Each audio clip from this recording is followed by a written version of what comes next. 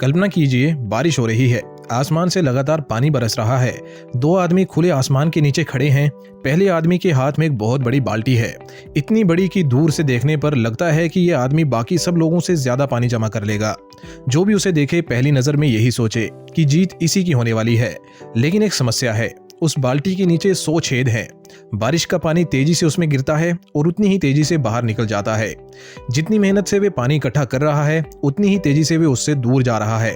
शुरुआत में उसे ये दिखाई भी नहीं देता। उसे लगता है कि पानी तो लगातार आ रहा है, इसलिए सब ठीक चल रहा है। लेकिन धीरे धीरे बारिश कम होने लगती है। फिर कुछ देर बाद बारिश रुक जाती है और जब वे अपनी बाल्टी के अंदर झांकता है तो उसे एहसास होता है कि वहां कुछ भी नहीं बचा। बाल्टी खाली है, आदमी थका हुआ है, परेशान है और सबसे बड़ी बात, वह अब भी प्यासा है। दूसरा आदमी, उसके हाथ में सिर्फ एक छोटा सा स्टील का ग्लास है। पहली नजर में उसे देखकर कोई प्रभावित नहीं होता। बारिश उसके हिस्से में भी बहुत ज्यादा नहीं आ रही, लेकिन उसके गिलास में एक भी छेद नहीं है। जो भी बूंद उसमें गिरती है वे बच जाती है और जब गिलास भर जाता है वे उसे एक बड़े ड्रम में उड़ेल देता है। फिर दूसरा ड्रम, फिर तीसरा। वे हर छोटी बूंद को संभाल कर रखता है, क्योंकि उसे पता है कि संपत्ति हमेशा एक साथ नहीं बनती, वे बूंद बूंद जोड़कर बनती है। कुछ देर बाद बारिश खत्म हो जाती है और अब एक अजीब दृश्य दिखाई देता है। बड़ी बाल्टी वाला आदमी पानी मांग रहा है और छोटे गिलास वाला आदमी पानी का मालिक बन चुका है। दोस्तों, यही आज की दुनिया का फाइनेंशियल ट्रूथ है। हम में से ज्यादातर लोग पहले आदमी की तरह जी रहे हैं। हम अपनी सारी ऊर्जा एक ही चीज पर लगा देते हैं, ज्यादा पैसा कमाने पर। हमें लगता है कि हमारी समस्या कम आय है। हम सोचते हैं अगर मेरी सैलरी दोगुनी हो जाए तो जिंदगी सेट हो जाएगी। अगर बिजनेस में थोड़ी और कमाई हो जाए तो सारी परेशानियां खत्म हो जाएंगी। अगर मुझे एक बड़ा मौका मिल जाए तो मैं आर्थिक रूप से सुरक्षित हो जाऊंगा। लेकिन सच्चाई इससे बिल्कुल अलग है।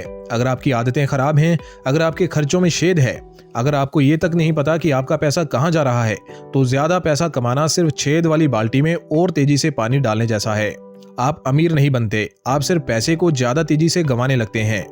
यही वजह है कि आज लाखों लोग अच्छी कमाई करने के बावजूद महीने के आखिर में फिर से पैसों की कमी महसूस करते हैं। सैलरी बढ़ती है लेकिन बचत नहीं बढ़ती, आय बढ़ती है लेकिन तनाव भी साथ बढ़ जाता है। क्योंकि समस्या कमाई नहीं है, समस्या रिसाव है, और जब तक रिसाव बंद नहीं होगा कोई भी इनकम इनफ नहीं लगेगी। यही बात जापान के लोगों ने बहुत पहले समझ ली थी।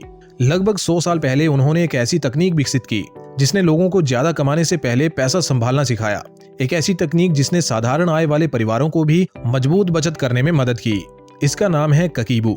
सुनने में ये बहुत साधारण लगता है, ना कोई महंगा कोर्स, ना कोई जटिल ऐप, ना कोई कठिन गणित, बस एक नोटबुक, एक पेन और 4 सवाल। लेकिन कई बार जिंदगी बदलने के लिए बड़ी चीजों की नहीं, सही सवालों की ही जरूरत होती है। और यही 4 सवाल आपकी पूरी फाइनेंशियल लाइफ बदल सकते हैं। क्योंकि पैसे की सबसे बड़ी समस्या ये नहीं है कि हमारे पास कम पैसा है, पैसे की सबसे बड़ी समस्या ये है कि अब पैसा दिखाई नहीं देता। जरा सोचिए, आखिरी बार आपने नगद पैसे देकर कोई बड़ी खरीदारी कब की थी? आज सब कुछ यूपीआई से होता है। फोन पे, गूगल पे, पेटीएम, एक क्यूआर कोड स्कैन किया और पैसा गायब। स्विगी खोला, ऑर्डर नाउ, ब्लिंकिट खोला, 10 मिनट में सामान घर, अमेज़न पर बाय नाउ, बस एक क्लिक। और यही सबसे बड़ा जाल है, क्योंकि जब पैसा दिखाई नहीं देता तो खर्च भी दिखाई नहीं देता। पुराने समय में जब कोई व्यक्ति 500 रुपया खर्चा करता था तो उसे जेब से नोट निकालने पड़ते थे।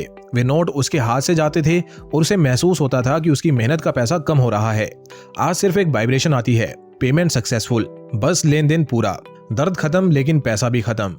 यही कारण है कि कई बार महीने के अंत में लोग हैरान होकर कहते हैं, यार मैंने इस महीने खर्च किया ही क्या है। फिर जब बैंक स्टेटमेंट खुलता है तो तस्वीर बिल्कुल अलग होती है। 199 रुपए का सब्सक्रिप्शन, 249 रुपए की डिलीवरी चार्ज, 399 रुपए सेल आइटम, 599 रुपए खाने का ऑर्डर, 149 रुपए किसी ऐप का प्रीमियम वर्जन, 299 रुपए कोई इंपल्सिव परचेज। छोटे छोटे खर्च, इतने छोटे कि करते समय महसूस भी नहीं होते, लेकिन जब उन्हें जोड़ा जाता है तो हजारों रुपए गायब मिलते हैं। यही इनविजिबल मनी है। और ककीबू का पहला काम है पैसों को फिर से विजिबल बनाना। यही वजह है कि ककीबू का पहला नियम बहुत सरल है। हर खर्च लिखो, हर एक, चाहे 10 रुपए की चाय हो, 20 रुपए का बिस्किट हो या 10,000 रुपए का मोबाइल हो, लिखो। क्योंकि जब आप हाथ से लिखते हैं तो आपका दिमाग अलग तरीके से सोचता है। लिखना सिर्फ रिकॉर्ड रखना नहीं है, लिखना जागरूक होना है। मान लीजिए आपने शाम को 180 रुपए की कोल्ड कॉफी खरीदी। जब तक पेमेंट हुई आप खुश थे, आपने ज्यादा सोचा भी नहीं। लेकिन रात को जब आप नोटबुक खोलकर लिखते हैं कोल्ड कॉफी 180 रुपए, तब अचानक दिमाग पूछता है, क्या ये वास्तव में जरूरी था? क्या मैं प्यास बुझा रहा था या सिर्फ आदत पूरी कर रहा था? क्या यह खर्च मुझे उतनी खुशी दे गया जितनी कीमत मैंने चुकाई? और पहली बार आप अपने खर्च को बाहर से देखने लगते हैं। यही जागरूकता ककीबू की असली ताकत है। क्योंकि बदलाव हमेशा पैसे से नहीं शुरू होता, बदलाव जागरूकता से शुरू होता है।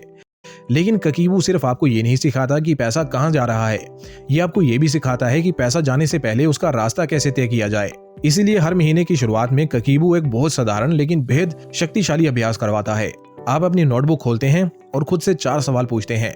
पहला सवाल, इस महीने मेरे पास कुल कितना पैसा आने वाला है, यानी एक्चुअल इनकम क्या है, ना कि वे पैसा जिसकी उम्मीद है, ना वे बोनस जो शायद मिले, ना वे बिजनेस डील जो अभी हुई नहीं, सिर्फ वही जो वास्तव में आने वाला है। फिर दूसरा सवाल, मैं इस महीने कितना बचाना चाहता हूँ। ध्यान दीजिए, अधिकतर लोग बचत को लक्ष्य नहीं बनाते, वे उसे परिणाम मानते हैं। उन्हें लगता है कि खर्च करने के बाद जो बच जाएगा वही बचत होगी, लेकिन अक्सर कुछ बचता ही नहीं। यही ककीबू तीसरा सवाल पूछता है, मुझे किन चीजों पर खर्च करना ही पड़ेगा। किराया, राशन, बिजली, यात्रा, दवाइयाँ, वे खर्च जो जीवन को चलाने के लिए जरूरी है। और फिर आता है चौथा सवाल, शायद सबसे दिलचस्प सवाल, मैं इस महीने खुद को कैसे बेहतर बनाऊंगा। क्योंकि ककीबू सिर्फ पैसों की किताब नहीं है, ये आत्म सुधार की किताब भी है। ये आपको सिर्फ अमीर बनने में नहीं बल्कि बेहतर बनने में मदद करता है।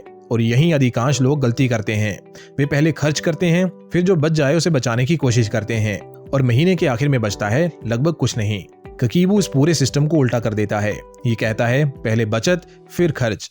मान लीजिए आपकी आय 50,000 रुपए है और आपने तय किया कि इस महीने 10,000 रुपए बचाने हैं, तो वे 10,000 सबसे पहले अलग करो, ना महीने के अंत में, ना किसी चमत्कार के भरोसे, शुरुआत में ही। अब आपके पास 40,000 रुपए बचे हैं, यही आपका असली बजट है। यही वो पैसा है जिसके अंदर आपको पूरा महीना निकालना है, और यहीं से अनुशासन शुरू होता है। क्योंकि जब लिमिट्स क्लियर होती हैं तो फैसले भी बेहतर होने लगते हैं। लेकिन सिर्फ बजट बना लेना काफी नहीं है, आपको ये भी समझना होगा कि पैसा आखिर जा कहाँ रहा है। इसीलिए ककीबू हर खर्च को 4 अलग अलग श्रेणियों में बांटता है। पहली श्रेणी है जरूरत, वे खर्च जिनके बिना जीवन चल नहीं सकता। किराया, राशन, बिजली का बिल, दवाई, ट्रैवल, ये वे चीजें हैं जिन्हें पूरी तरह खत्म नहीं किया जा सकता। हाँ, इन्हें बेहतर तरीके से कंट्रोल जरूर किया जा सकता है। दूसरी श्रेणी है इच्छाएं, यहीं से कहानी इंटरेस्टिंग हो जाती है। रेस्टोरेंट में खाना, online shopping, unnecessary subscription, weekend outing, छोटी छोटी खुशियां जो देखने में मासूम लगती हैं, लेकिन कई बार यही सबसे बड़ी लीक में बदल जाती है। यही लड़ाई जीती भी जाती है और हारी भी जाती है। तीसरी श्रेणी है विकास, किताबें, कोर्स, नई स्किल सीखना, अपनी क्षमता बढ़ाना। दिलचस्प बात यह है कि ककीबू इन्हें खर्च नहीं मानता, ये इन्हें निवेश मानता है, क्योंकि जो पैसा आपके नॉलेज को बढ़ाता है वो फ्यूचर में कई गुना होकर लौटता है। और चौथी श्रेणी है अनएक्सपेक्टेड खर्च। जीवन हमेशा योजना के अनुसार नहीं चलता। कभी गाड़ी खराब हो जाती है, कभी फोन रिपेयर करवाना पड़ता है, कभी किसी शादी में गिफ्ट देना पड़ता है, कभी मेडिकल इमरजेंसी आ जाती है। ये वे खर्च हैं जो कैलेंडर देखकर नहीं आते, लेकिन फिर भी आते जरूर हैं। और जब आप इन्हें पहले से पहचान लेते हैं तो इनके आने पर घबराहट कम हो जाती है। अब अगर आप अपने बैंक स्टेटमेंट को ध्यान से देखें तो आपको शायद कोई लैम्बोर्गिनी नहीं मिलेगी, ना कोई करोड़ों की खरीदारी दिखाई देगी, ना कोई ऐसा खर्च जो पहली नजर में विनाशकारी लगे, लेकिन आपको बार बार कुछ और दिखाई देगा। Swiggy, Zomato, Blinkit, Amazon, Myntra, फिर स्विगी, फिर ब्लिंकिट, फिर अमेजोन। और यही सबसे बड़ा भ्रम छिपा हुआ है। ज्यादातर लोग अपनी आर्थिक समस्याओं का कारण बड़ी खरीदारी को मानते हैं, जबकि सच्चाई ये है कि पैसा अक्सर बड़ी चीजों से नहीं, छोटी आदतों से निकलता है। 250 रुपया, 400 रुपया, 600 रुपया, 800 रुपया, फिर अगले दिन वही, फिर अगले सप्ताह वही, फिर अगले महीने वही, एक एक बूंद लेकिन लगातार। और यही वे छेद हैं जो धीरे धीरे पूरी बाल्टी खाली कर देते हैं। इसी समस्या से निपटने के लिए ककीबू एक बेहद शक्तिशाली नियम देता है, 30 दिन का नियम। अगर कोई चीज जीवन के लिए जरूरी नहीं है तो उसे उसी समय मत खरीदो, उसे अपनी नोटबुक के एक अलग पन्ने पर लिख दो, बस। फिर 30 दिन इंतजार करो। शुरुआत में ये मुश्किल लगेगा, क्योंकि हम इंस्टेंट ग्रेटिफिकेशन की दुनिया में रहते हैं। हमें जो पसंद आता है उसे तुरंत अपना बनाना चाहते हैं। लेकिन 30 दिन बाद जब आप उसी लिस्ट को दोबारा देखते हैं तो एक इंटरेस्टिंग चीज सामने आती है। ज्यादातर चीजें अचानक उतनी अट्रैक्टिव नहीं लगती। आप खुद से पूछते हैं, क्या मुझे सच में इसकी जरूरत थी, या उस दिन बस मेरा मन कर रहा था। हैरानी की बात है कि ज्यादातर इच्छाएं समय के साथ गायब हो जाती हैं, और जो वास्तव में इंपॉर्टेंट होती हैं वो इंतजार के बाद भी इंपॉर्टेंट ही रहती हैं। यानी अब आपका फैसला भावना से नहीं, विजडम से लिया जाता है। तो दोस्तों, ककीबू हमें यही सिखाता है, पैसे को नियंत्रित करना, उसके पीछे भागना नहीं, उसका गुलाम नहीं बनना। इसलिए आज से लॉटरी जीतने का सपना मत देखिए, अगली बड़ी सैलरी का इंतजार मत कीजिए। बस एक नोटबुक उठाइए और अगले 7 दिनों का हर खर्च लिखिए। हर एक खर्च, 10 रुपए की चाय भी, 500 रुपए का रिचार्ज भी, 300 रुपए की ऑनलाइन डिलीवरी भी। 7 दिन बाद उस लिस्ट को ध्यान से देखिए। लाल पेन से उन खर्चों को मार्क करिए जो सिर्फ इच्छाएं थी, फिर उन्हें जोड़िए और शायद पहली बार आपको साफ दिखाई देगा कि आपकी बाल्टी में छेद कहाँ है। और याद रखिए, मैं अपने पैसों का मालिक हूँ, पैसा मेरा मालिक नहीं है। यही है ककीबू का असली मंत्र, और यही छोटे गिलास वाले आदमी का रहस्य है।